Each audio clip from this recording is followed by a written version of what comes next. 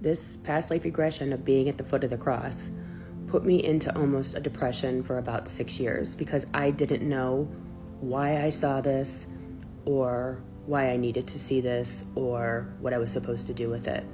And again, this healer never told me who I was. This healer never told me anything. I had to find out for myself. And that is the only reason that I put any stock into it, is because this is something that I experienced and not something that someone told me. If he had told me, I would not have believed him, and it would have ruined everything. I continued doing the past life regressions, one of which I walked onto an altar and Jesus was standing there and took the exact white napkin that was placed over his head in the cave and tied it around my neck. It felt like some sort of anointing, but I still have no idea why. And I can't begin to tell you and express to you how this experience was so exhausting in my real life, because I am a mother of 4, a wife, and I live a very normal life in the suburbs. I am an energy healer and a psychic medium, but I do believe that those gifts that I have are to be able to understand the afterlife and to understand energy and our omnipotence, our never-ending existence.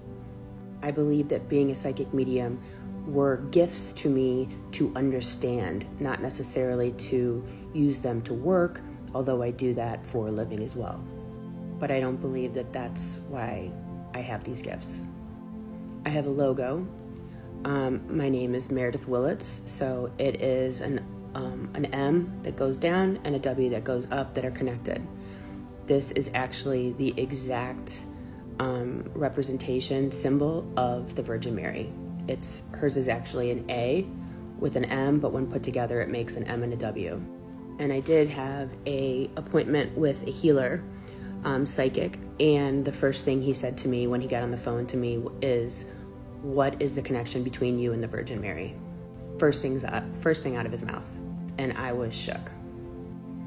And with all of that being said, nothing could compare to the experience that I had here in Chicago about 5 years ago, maybe 4 years ago, when I was at a restaurant opening that I shouldn't have been at.